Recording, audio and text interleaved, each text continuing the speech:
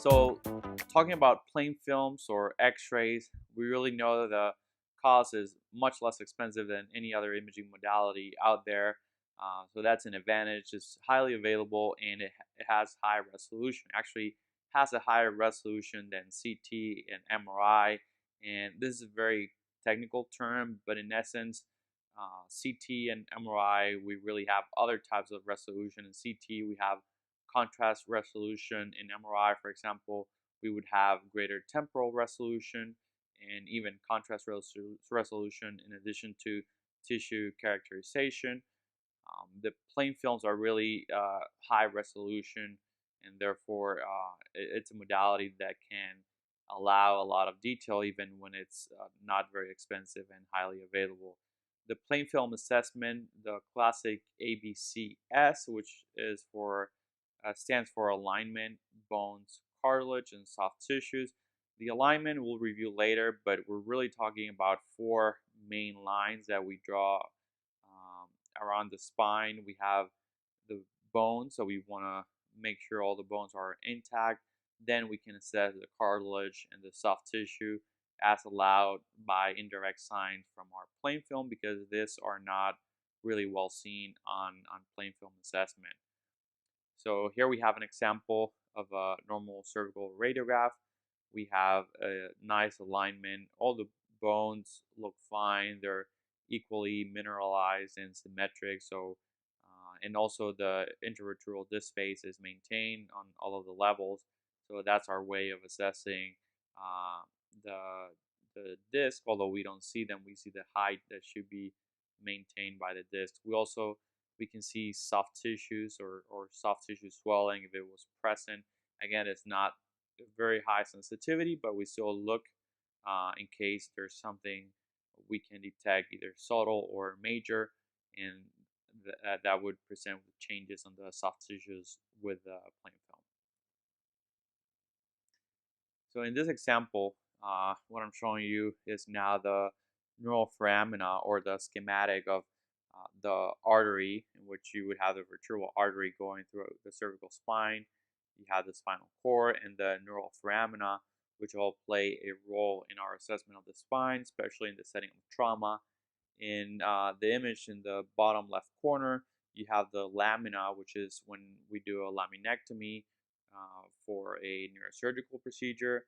Then the patient has surgery at this point. We have the pedicle, which is underneath the nerve root here. That would be the pedicle. And when you do fixations or a patient receive hardware fixation, usually the screws are called transpedicular because they cross through the pedicle. And you can think of the pedicle as a safe place to traverse the spine in order to reach the vertebral body. So those are the main components that you should be aware. Of course, you have the spinous process and the spinal canal here, but the main thing or the hardest thing sometimes to identify after you have identified the spinous process and the vertebral body is the lamina and then the pedicle, which in this case is really seen underneath the nerve root here. These are the lines I was telling you about, the four lines for assessment of the alignment of the cervical spine.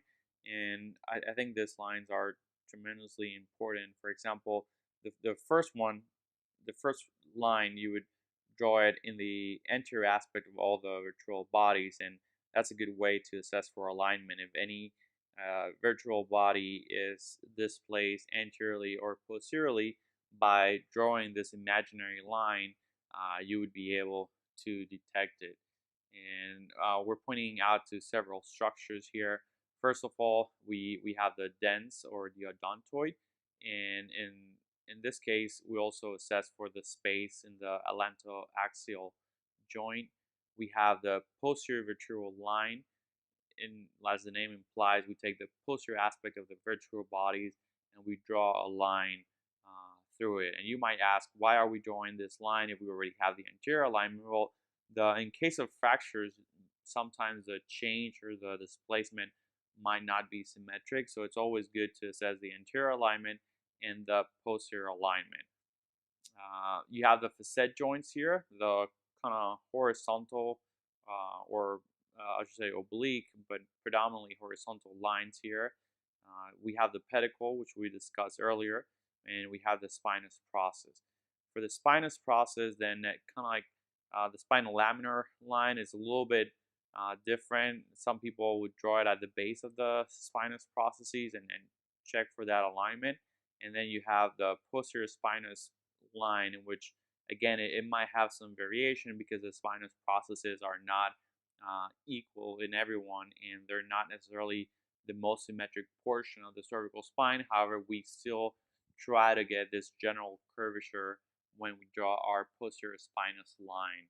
And I think that covers the main um, aspect of the assessment for a cervical spine alignment, which is your first, should be the first thing you look at when you're looking at the cervical spine. On the right, you have the schematic of what we're looking at. You have the two vertebral bodies, the intervertebral disc, and the nerve roots coming from the neural foramina, which we also assess, as I'll show you in a minute. Here we have the neural foramina, in which we can see nice and open spaces, and we can predict that the nerve is coming out from that neural foramina without being compressed because it looks like an open space. In the event of a fracture or severe degenerative disease, then we could have some obliteration of this area and therefore suspect that some of the patient's symptoms, in case you have neuropathic symptoms, can be coming from this region. On the left, again, is a schematic, and we're really representing the same thing, the neural foramina from the cervical spine. So plain film assessment, we covered the alignment. The other thing I wanted to cover with you is kind of the Scotty dog, which is a kind of like an anatomical reference or a schematic dog that we can imagine as we look mainly in an oblique view of the spine. In this case, we're looking at a lumbar spine, and the Scotty dog is a good anatomical reference. So we'll go over the Scotty dog in a minute, but I wanted you to be aware and see if you can identify it here. The same schematic here on the right, and I'm going to show you. This is a frontal view. Here you have the Scotty dog, like I said, mainly in the oblique views where you can see it, and this is a frontal view. And the question in this case is asking you to identify the structure we are pointing, which is indicated here by the arrow. And you have three different projections. You have the frontal view, you have the oblique view, and you have the lateral view, and they're all pointing to the same structure. So what do you think it is? So based on what we talked, this structure is going to be the pedicle, and it's I guess initially easier to identify here that we're dealing with the pedicle. Another way of seeing it, and you should also look for kind of like the face here, two eyes, and the spinous process represents the nose. And the whole idea for looking for the symmetry is that your eye would notice if there's a case in which you have an asymmetry, and then further inspect that level to assess if you have a fracture or a malignancy that can sometimes distort that anatomy. So all this and all images, what we're looking at is the pedicle. As you can see, it represents kind of like the head of the Scotty dog. In this case, this is the lateral projection and the frontal projection. So why is this important? So spondylolysis and spondylolisthesis are really technical terms to describe a defect, right? We're talking about lysis. You can think of it in biology like lysis of the cell. And spondylolisthesis already implies there's some shift or some change in alignment. So you can have spondylolysis, in which you have the defect but not necessarily change in alignment. And then once you have the change in alignment from the spondylolysis, then you have spondylolisthesis. The pars, the junction of the pedicle, the lamina, and the facet, we already reviewed the pedicle, so now we'll see where the pars is located in relationship to the pedicle. The spondylolysis is usually seen at the lower lumbar levels, L4 and L5. And spondylolisthesis, like I said, it will be a change or movement of the vertebral body in relationship to the one below. This is an example of a normal cervical spine, and you can see we still have some degeneration here, some increased sclerotic changes at the facet joints, which are here at every level. But in essence, this is a pretty normal lumbar spine. Sorry, I don't know if I said cervical. Lumbar spine, and we have the L1, L2, L3, L4, and L5 levels. You can see we have the symmetry in the quote unquote the eyes, and then we have the nose here. So we have this phase that we look for on the AP projection, and then you can think of the oblique projection as a projection in which you're looking for the Scotty dog and making sure everything's symmetric. So now I'm going to show you again the Scotty dog, but look what happened here. So we have a defect, and it's actually kind of like around the neck of the Scotty dog. So you have the pedicle, and then the neck would represent the pars area. So this is a normal pars, and you can see the head of the Scotty dog, the neck, and the leg would represent the facet joint, and that would be a normal pars. In this level, you already have a defect, and this is what we call a pars defect or spondylolysis. And that's an example of spondylolysis. We haven't identified any shift or any change in alignment to call it spondylolisthesis. This is a schematic diagram. Like again, you see the pars here, there's a lysis, and then if there's movement, then it's spondylolisthesis. And in this case, you also have some disc inflammation because there's more of a trauma or more significant trauma to this region.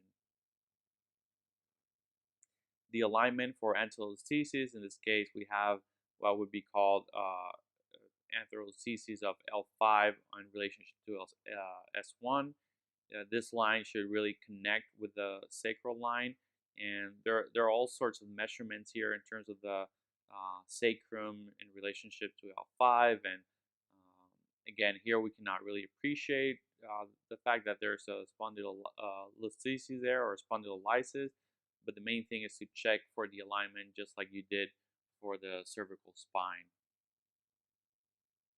Okay guys, so that's it for this section. In the next section we'll cover CT and MRI.